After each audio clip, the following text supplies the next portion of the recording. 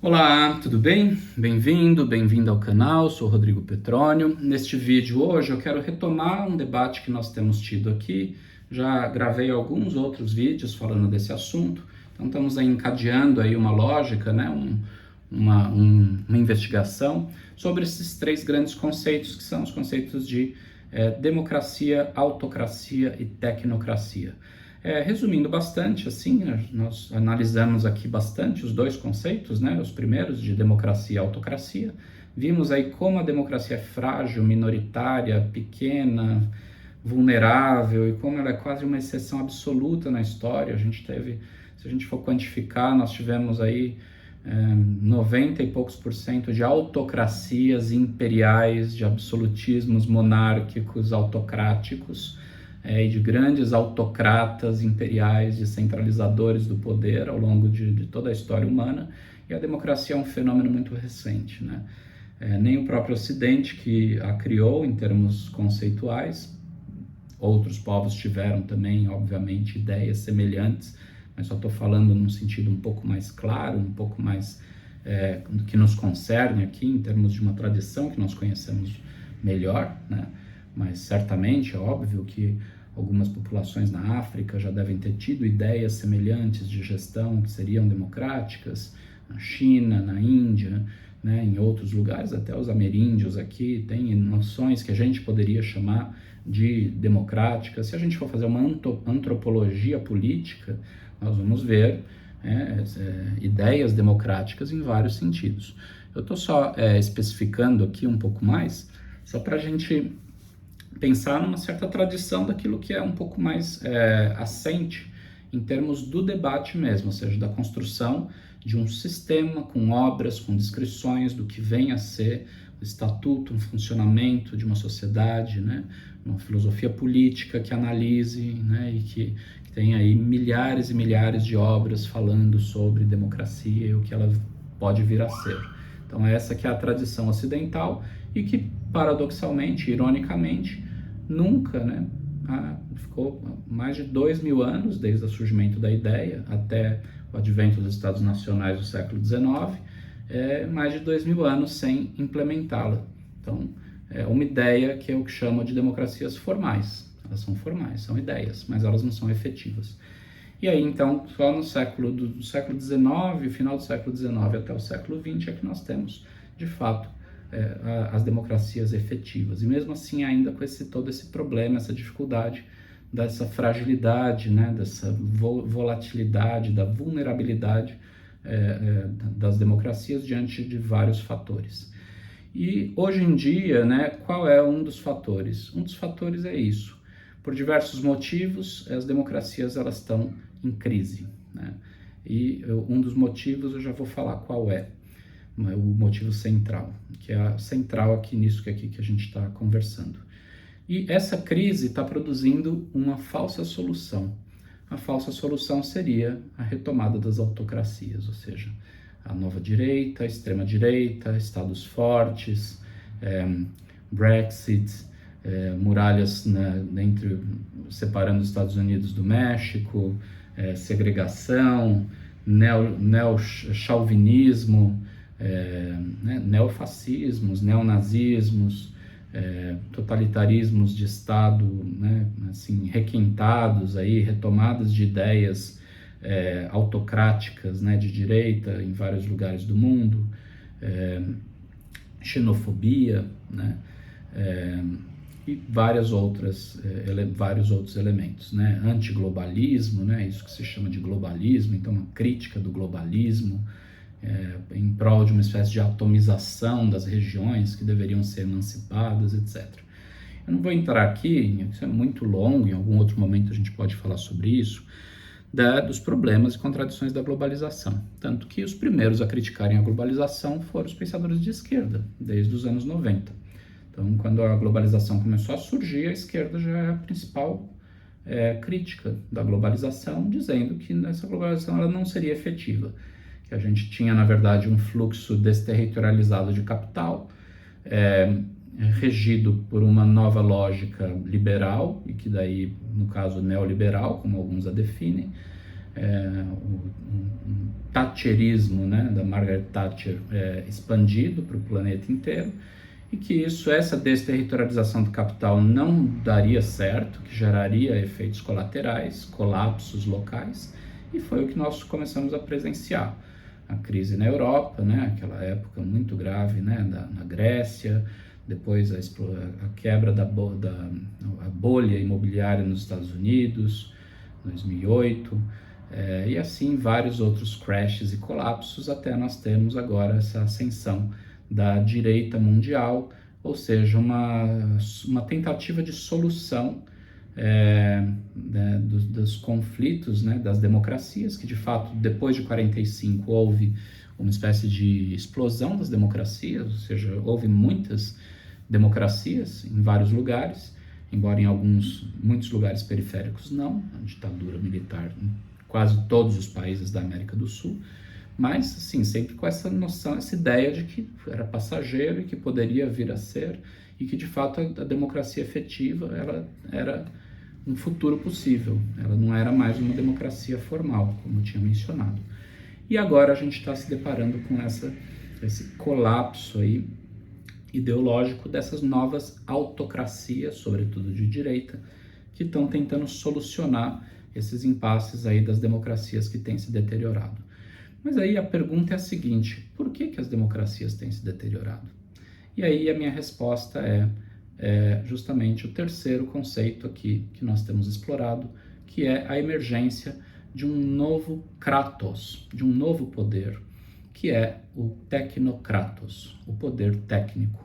Então, lá no primeiro vídeo eu tinha mencionado que a aliança, desde a Grécia antiga, entre política e técnica, e que a política, no fundo, sempre foi uma atividade técnica, uma técnica de administrar coletivos humanos, uma técnica discursiva, uma técnica persuasiva, uma técnica de argumentação, uma técnica de dispor e arranjar valores, né? Uma técnica dialógica, de dialogar, de chegar a consensos, a pontos intermediários, uma dialética, mas que no fundo é uma técnica, né?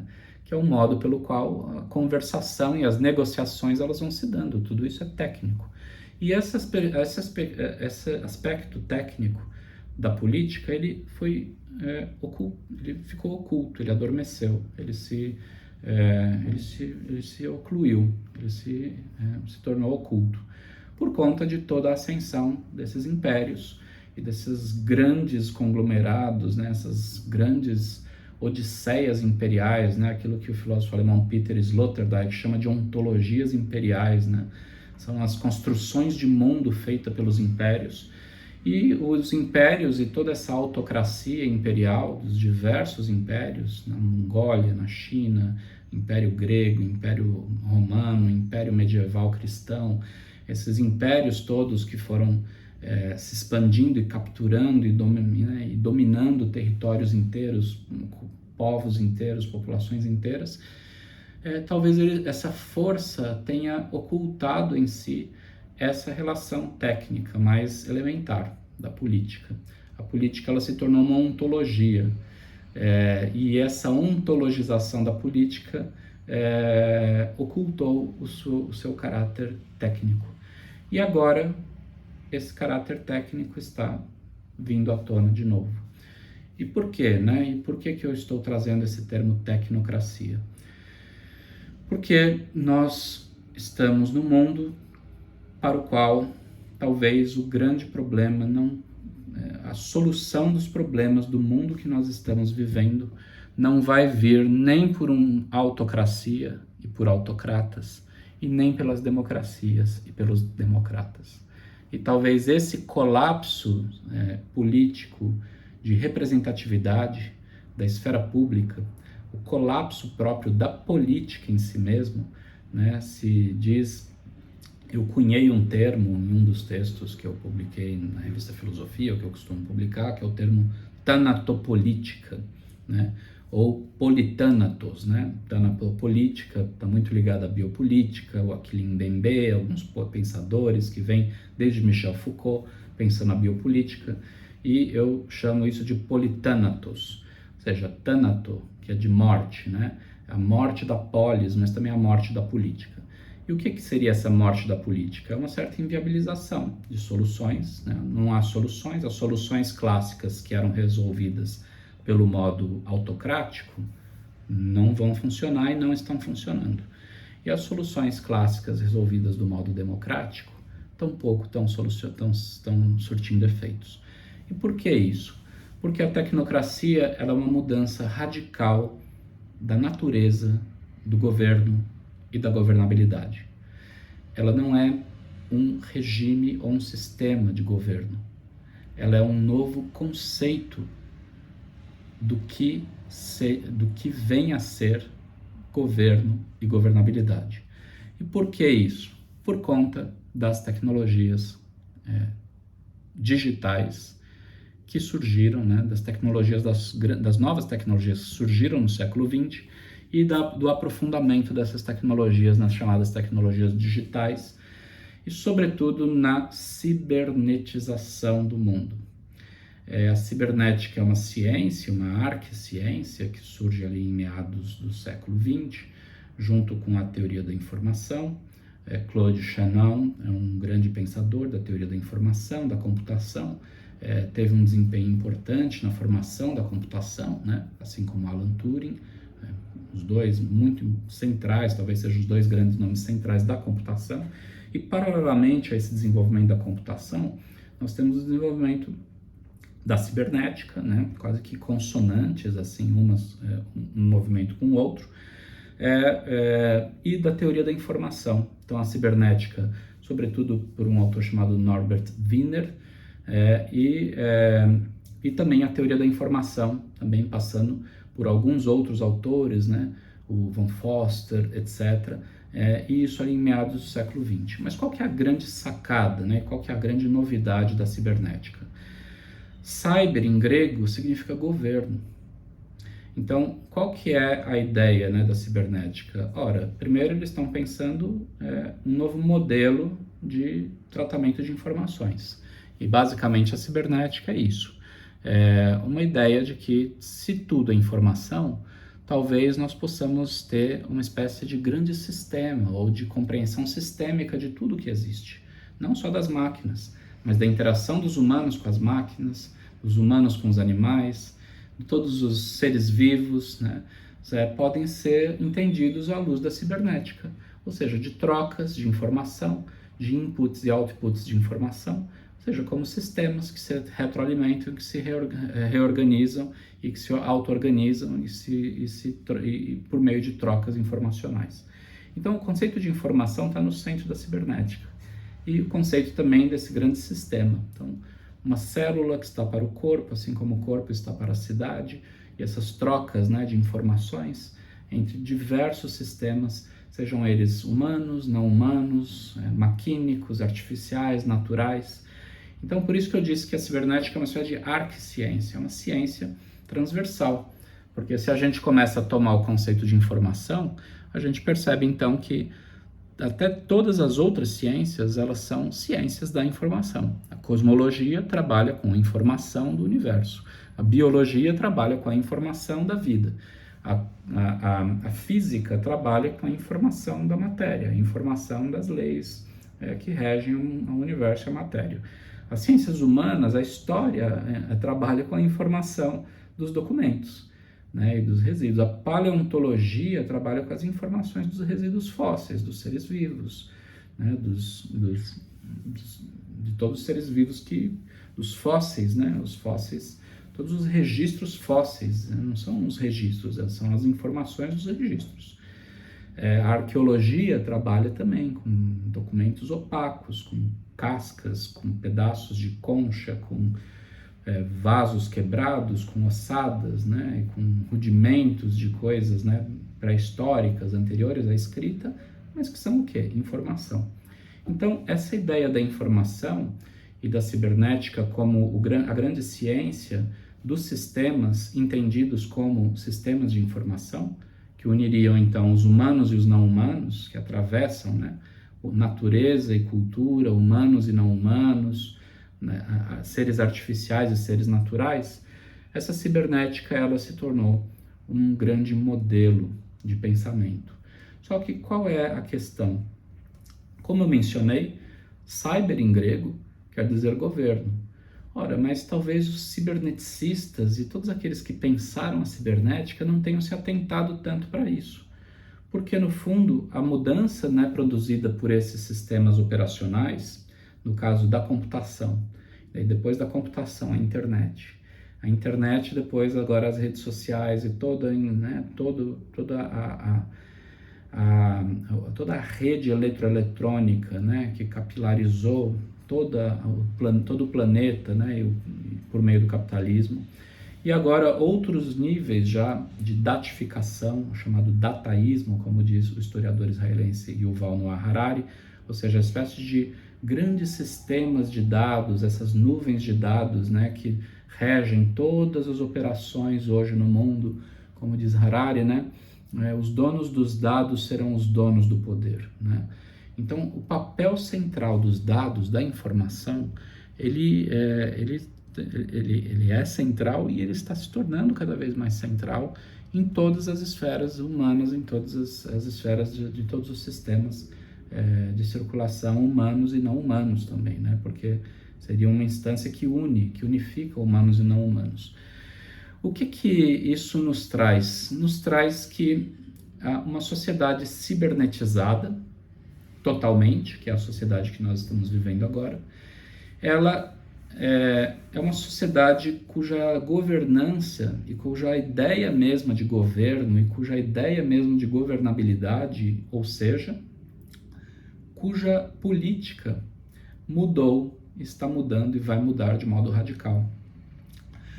O sentido da política nos dias de hoje já não é mais o mesmo sentido dos últimos 2000 anos. Basicamente é isso que a cibernética quer nos trazer.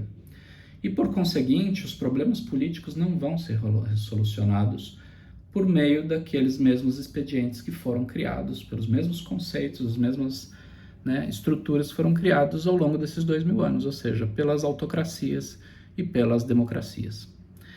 Então, e por que existe essa mudança radical? Porque hoje em dia os estados o cyberpoder, ele é um poder quase que um poder paralelo e aos poucos ele está se transformando num poder global. E uma coisa que nenhum estado imperialista e nenhuma democracia, né, por mais megalômano que tenha sido, né, nem a democracia americana ou estadunidense conseguiu chegar a esse nível de um poder global. A tecnologia informacional, nos dias de hoje, desempenha o papel de um poder global. Esse poder global ele não está na mão de um autocrata, porque o poder da informação e na sociedade cibernetizada, nós não estamos lidando com indivíduos, mas com dados. Então, mesmo os indivíduos, quando eles emergem como grandes líderes, eles já estão datificados. E se ele aperta um botão, na verdade não é ele que está apertando o botão. É todo um sistema de circulação de informações que está determinando que ele aperte o botão. E, por conseguinte, não é ele como um eleito pelo povo, no sentido democrático, que está seguindo as diretrizes do povo. Ele está seguindo os algoritmos. E os algoritmos, a gente está vivendo a emergência de uma governabilidade global baseada em algoritmos. Esse governo é um governo transhumano, né, de uma certa forma, e ele é baseado em sistemas de metadados. O que são metadados? São os dados dos dados. São estruturas paramétricas, como nós dizemos, né? São estruturas parametrizáveis. São dados que quantificam dados, ou seja, metadados.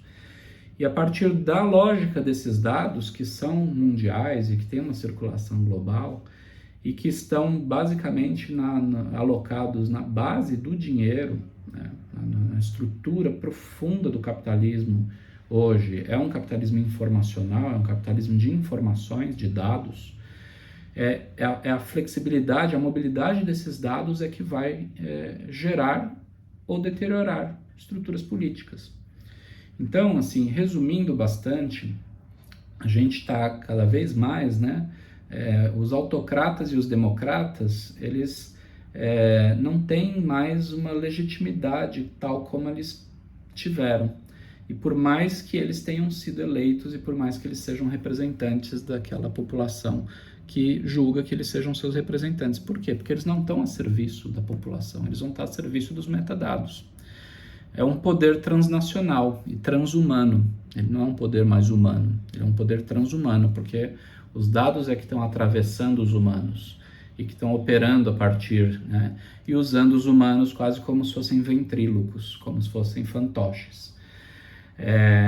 E esses dados, eles são transnacionais, desenraizados e, como eu mencionei, transhumanos, ou seja, você não tem mais a figura desse humano, né?